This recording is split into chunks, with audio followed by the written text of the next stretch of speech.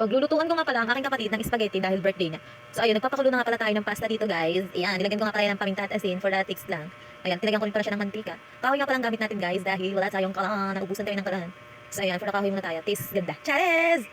Hinalo-halo ko na nga pala yung pasta natin guys para hindi sila mag-dikit-dikit. Pagtapos ko nga pakuluan ng ating pasta ay nagprito na rin ako ng hotdog dun sa pinaglutuan ko ng ating pasta. Syempre, para isa lang ang hugasan. Pagtapos ko nga magprito guys ay sinunod ko na nga ang igisa ang sibuyas bawang at sinama ko na rin ang corned beef na sahog sa ating spaghetti. At inilagay ko na rin dyan guys yung ating piniritong hotdog. Hotdog with cheese yan guys. At sunod ko nga inilagay ang spaghetti sauce sa ating kaserola guys. Dalawa nga pala yung ginamit kong sauce dahil hindi na po ako naglalagay ng tubig kapag gumagawa ako ng spaghetti. So ayun, hinalo-halo ko na nga pala dyan yung ating sauce. So ayan, more halo lang guys para hindi dumikit sa ilalim yung ating spaghetti sauce. Ayan.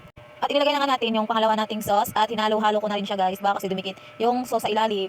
Habang ginahalo ko nga yan guys ay nire-ready ko na yung pasta para pagkulo na guys ay syempre may lalagay na natin. At nilagyan ko nga rin pala yan guys ng paminta at asin para sa lasa ng ating spaghetti sauce. So ayan guys, pasensya na pala sa usok dahil alam niyo naman. So ayan, habang nagluluto ako guys ay syempre sinisingat natin ang sariwang hangin. Dito nga pala ako nagluto sa likod bahay namin guys kasi sobrang usok, hindi kaya ng mga batang usok.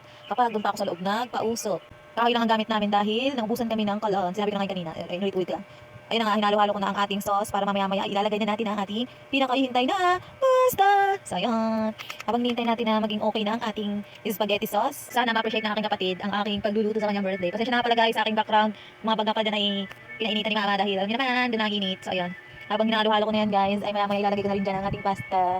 So ayun guys, happy birthday nga pala sa aking kapatid na napaka, alam niyo na. Ayun na nga, habang hinihintay natin na kumulo ang ating spaghetti sauce, ay kawentuhan ko lang kayo guys. Alam niyo bang pangalawang beses pa lang ako nakakapagluto ng spaghetti.